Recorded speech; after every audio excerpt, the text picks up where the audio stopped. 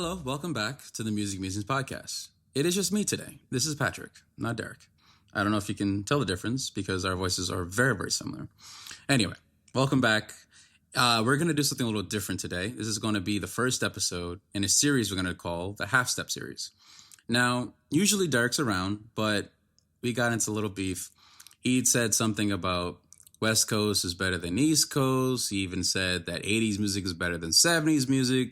And we're in a very difficult time right now. So right now we're not on good terms. Just kidding. Derek is around. He's just busy doing behind the scenes magic that maintains this platform and pushes this platform that we both cherish to the next step. And I really appreciate him. And Derek, thanks for everything you do. I'll see you in the next episode, brother. But so now you're stuck with me, or I'm hijacking the show, whichever way you like to prefer it. But let's get going. Now, don't worry, you're in good hands. We're going to talk about the previous topic, which was modern era poetry. And we discussed a little bit about lyrics, complex lyrics, simplistic lyrics, or direct lyrics. Depends on how you prefer to, define that. But I think we've mentioned before that I love deep lyrics. I love all forms of unique storytelling, unique, combinations of feelings and emotions, just all that feelings that we love in songs and storytelling. It's such a beautiful experience. Now we're going to go a little bit further and just explaining just a little bit about complex lyrics and how the layers of meaning, and then sometimes you can hide an entire world, like an absolute different reality in just a few lines. And I think that's very important. And I grew up, as I mentioned before, when it comes to not just hip hop, reggae, rock, I hold such high regard for lyrics. And I wanted to bring up another example of another rapper that also turned actor, Common, who obviously we all know for such deep and layered common sense lyrics, if you want to say that, because see, that was a little pun there, because he actually used to be known as Common Sense, but changed his name. But topic for another day. Bad joke. Common. So yes, Common had a song that I wanted to highlight today, which is the song called I Used to Love Her, but her is in exclamation points or in capitalization, however you prefer it. And that song production wise, it's over a smooth jazz sample. It's chopped very well with a looping structure that it has just purity and simplicity. But the point is to not overshadow the rapper or singer. So in this case, Common, the production does a great job of developing a pocket for Common to just sit in and fill it with his words or his lyrics and anything that he wants this song to go in this direction. So I'm going to read some of the lyrics, or just one of my favorite. Lyrics go with, I met this girl when I was 10 years old. And what I loved most, she had so much soul. She was old school when I was just a shorty. Never knew throughout my life she would be there for me. On the regular, not a church girl. She was secular. Not about the money. Those studs was mic checking. But I respected her. She hit me in the heart. Now, the reason why I wanted to talk about this song is because it leaves the listener to interpret the song in their own way. So in this song in particular, it has double meaning. He's talking about a crush or a love interest that he had for such a long time, or is he humanizing and romanticizing an idea or a thought? Because anyone who's heard this song, this came out in 1994. It was such a common, I think it was on his album Resurrection, which was, if you have the time, take a chance, listen to it. He has a lot of deep layers of storytelling and beautiful lyrics that explains whether it's his life or life of others, or, just the communities that he's from Chicago. So talking about that lifestyle and explaining the challenges of that era. Now, I don't want to get too deep into explaining who Common is, because most people know who he is. And if not, please acquaint yourself with him. He's very good. But one of the things I love about this song, and in this song, he's talking about hip hop. He's talking about how much he loves it, how much it was full of so much potential, and it was more than just one layer. It was multi-layered. There was multiple sides to it. But he referred to her, or hip hop or music or whichever you want to call it, he referred to her, or the genre, her. He gave it he was explaining his admiration for her, explaining how wonderful she is. And I think that's something that's like me. I tell you about how much I love, lyricism, and I mentioned Nas in the previous episode. But this is something that I really love because it was so beautifully done. The music is so simple. It has that boom bap, slow, soulful origins. It sits so well. And people, not just, I know we're talking about hip hop, we're going to get to other genres in a moment, but it is designed for lyricists to have such a nice pocket where their song or their production does not overshadow what they were trying to get at. And that's something that I really wanted to talk about today. So now we just, continued off the same thing we were discussing. Derek brought up a very good point when we had the conversation about Daft Punk.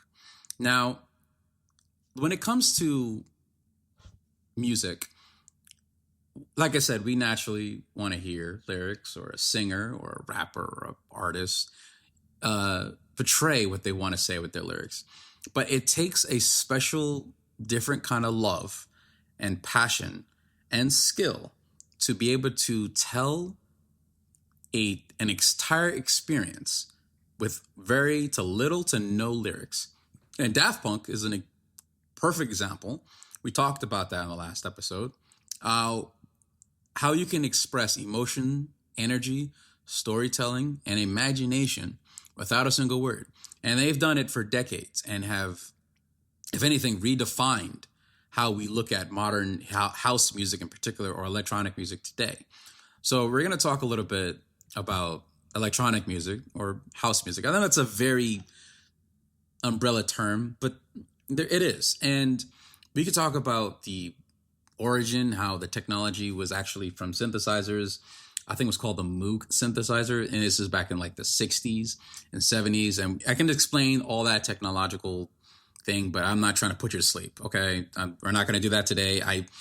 Derek's not here, so I am going to try to keep this conversation flowing without him, and it's a challenge. So right now, it's like the 19th, take I had with this, but I wanted to explain a little bit more about electronic music to those who are not as familiar. They probably heard it on the radio, they probably heard it at a club, and I think it's important to really understand what that is. So from my experience, it's always been around house music. You've heard it in clothing stores and malls or on the radio, etc. But I didn't really appreciate it until I was growing up, and this is a little embarrassing. So when I would do my homework or study for exams when I was my teenage youth, man, I'm old. I would study, but I would study with music. Now, obviously, when you're studying, you don't want lyrics too much because if you're reading, you're going to mix them up, or at least maybe that was just me. One of the things that was helpful is I had anyone who knows what a PlayStation Portal is, it was a PSP. Everyone knows that. Or if you didn't, you missed out on opportunities. But anyway, one of the apps that was in there was this thing called Internet Radio. And on that you had like 100 different radio stations. That's like radio stations across the globe. And one of my favorite things, it was like one time I was just bored and I clicked on some European station. I just listened to it and it played EDM, trance, and progressive house music or melodic deep house music. And I discovered a different world. I was so mesmerized on how beautiful the music would be. I was so mesmerized by, I don't hear a single word sometimes, and I feel an exact emotion or an exact feeling. And I can either feel at peace, I can feel sad, I can feel joyful. I can feel all these complex emotions, and I didn't hear a single word. That really was, and it's shocking for someone like me who loves lyrics. I would love to always like reference a song or a hook or a chorus or a lyric from an artist that I was listening to that week. Everyone does it. We all mention certain rhymes or certain lyrics that we've heard the other day, and like, oh, I'm going to bring that up in a conversation to flex my coolness or something. I'm just kidding. I have no idea what I'm doing. So I found like electronic music, like beautiful, like that. I can feel an emotion, or I can have images without a single word being mentioned. And I thought that was an amazing thing. And it planted a seed in my mind that soon developed into I wanted to know more about this culture. I wanted to know more about this genre. And now it evolved into, and as an electronic music producer, it's something so vital to my life. I couldn't imagine my life without it at this point. And, how somebody makes sure all of us, before we leave the house, we check for our pockets, our bags to make sure we have our keys, our wallet, our water, our hydro flask filled up with ice and water. That's just me. One of my favorite things is to make sure I have some new artists to listen to, or some new music to listen to in the electronic sphere. Not just across all genres, obviously, but in particular, I loved, just making sure, oh, you know what? When I get into the flow today with my work and emails, it'd be great to have some great electronic music, something upbeat to keep me on, focused. Obviously, everyone knows I start my day with Marvin Gaye, but I also like to make sure I have some new electronic music to experience. But that's neither here or there. Now, about the history of like house music and electronic music, seeing how it constantly evolved, and it was such a game changer to me, but it was also I keep evolving as a producer, but also as a listener.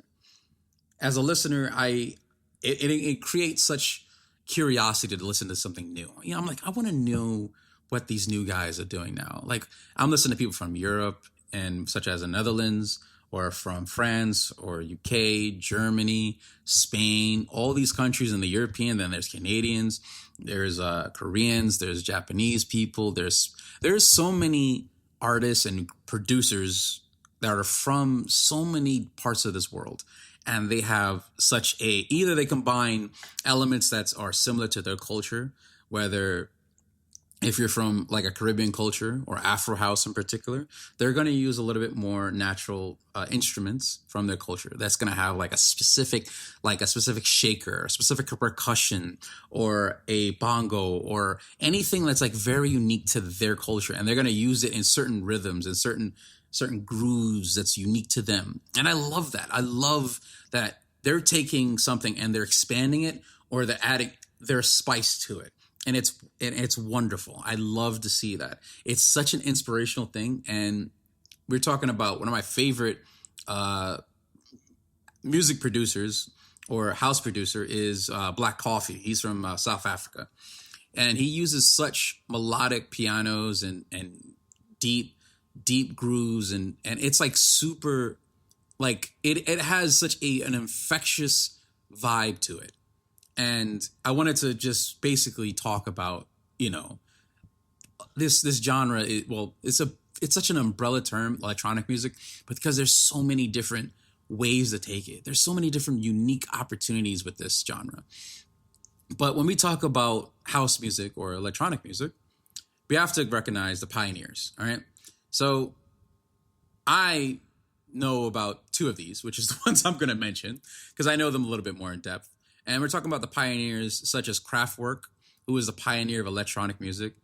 He had more of a minimalistic style. He used more robotic, future sounding like synths and whatnot that developed what we know as modern techno and synth pop and even hip hop to some degree. There was elements of this developing the foundation for that. And then you have to also talk about the real person that I love the most. Not really the most, but I hold him very dear. Frankie Knuckles, the godfather of house music. He built the Chicago scene. The Chicago house scene is so iconic. When we talk about house music, I'm from New York, but we have to acknowledge Chicago built this. They built house music in the direction that we have. And also we have to give a quick shout out to the queer community for helping this. Those people help. They were the engine or the gasoline to the engine, whichever you want to call. One couldn't work without the other. Okay. So we're going to have to respect them a little bit.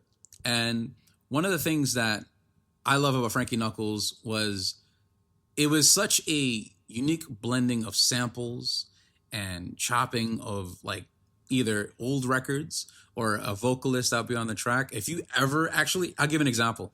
There's a song, Let Yourself Go. I think there's so many versions of it. I think the director's cut, which is probably the most common one, that's a good example. If you wanted to try his music and get an idea of like, oh, okay, godfather of house music, who is this guy? This is it. This is somebody that deserves respect. And I hope there's a museum for house music. I don't know. I would have to check for that. But if there is, he has to be in there without a doubt.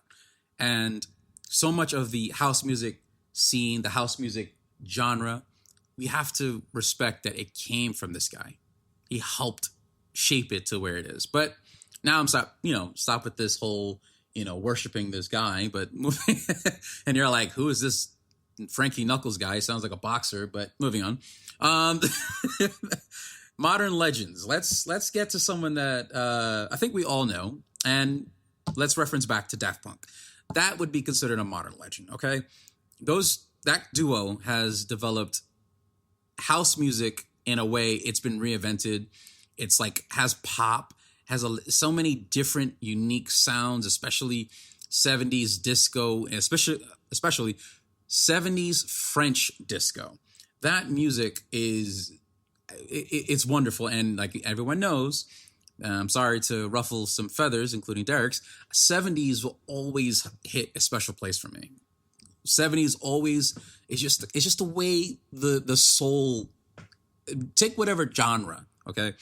Whatever genre you want to talk about, it's wonderful. 70s, sorry, I know we're gonna talk about that in another episode. We're gonna have a little bit more of a debate where we're gonna talk more about 70s and 80s. But Daft Punk would take that concept and modernize it in such a futuristic way where I can't tell you how I can't live without Daft Punk, at least in my library or my rotation.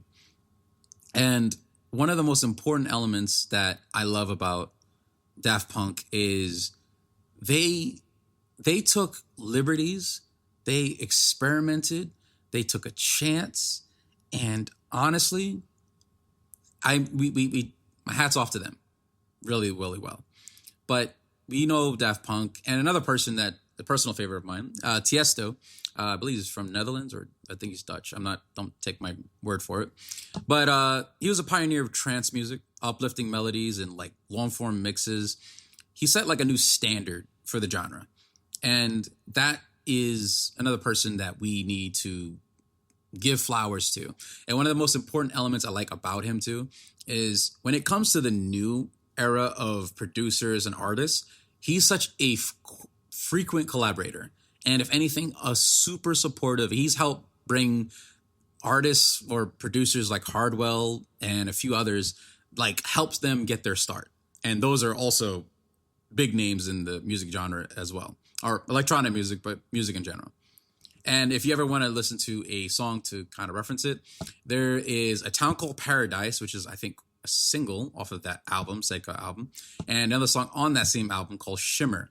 If you want to ever get a chance to get an idea who this guy is, I think it's great party music, or great for driving, with the windows down, hair in the wind. Probably not right now because it's super cold, but you get my point.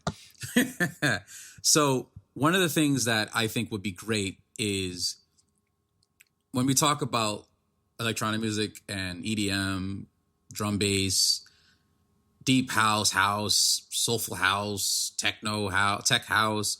There's the umbrella term does not do it enough justice to explain there's how many layers of depth of different types of sound there is in this genre. There's so many layers, and they're through combination of the technology, through the combination of the utilization of synthesizers, utilization of all these tools that we use today, they have changed how music production is done. Now you can build so much worlds with less, even without without lyrics or a lyricist or a vocalist or a singer. You can still create worlds without anything. You can take something simplistic as just drums and a unique synth with with a unique melody and a rhythm and probably a good bass underneath it, and you can create worlds just out of thin air.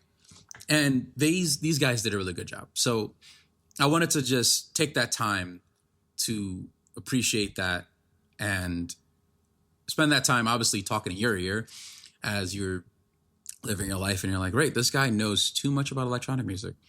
Nerd. Just kidding, guys. Just kidding. All right. So you've been listening to me ramble about electronic music, and this is the first episode of the Half Step series. I really appreciate you guys taking the time with me and listening. And me and Derek, we're always on new ideas, innovations. We really appreciate everybody that takes the time to listen to us. It really fuels our passion even further to keep going and provide new ideas, content, and just expand this little community that we got little growing right now. And from behalf of the podcast, we really appreciate that. So please stay tuned, subscribe, send this episode to someone who geeks about music the way we do, or how I do, basically, over electronic music. That was embarrassing. And it helps us keep the conversation going and keeps the conversation alive. Until next time, keep listening, keep creating, and keep exploring those spaces between the notes. Those small steps, they're where the magic happens. I love you guys. I'll see you next time on the Music Musings podcast. And Derek, East Coast is better. Just kidding, guys. Derek will be back. We'll be back in full effect. And please, just keep supporting and keep listening. And one last side note. We also started a little bit of a playlist. If you check Spotify and Apple Music and Google or whatever, wherever you get your podcast from, we also have a playlist for music that we reference and we talk about in the previous episodes, and as well as music that we both, Derek and I, absolutely love. And if you want to expand your library, like, oh, my rotation is getting a little stale, check the playlist. Check out Music Musings podcast playlist on Apple Music and Spotify. We have great sounds that we mentioned before, bands, artists. Some of them you know, some are new, some are upcoming, and we want to give these people a little bit of respect. So if you want to take the time to, expand your library a little bit, please help yourself. And from everybody here at Music Musing Podcast, which is just basically me and Derek, thank you for listening, and we'll see you next time. Thank you for listening to today's podcast. If you have an idea for an intro or an outro that we could play on our show, please send to musicmusingspodcast@gmail.com. If you have any questions, comments, or ideas, please email us at musicmusingspodcast@gmail.com.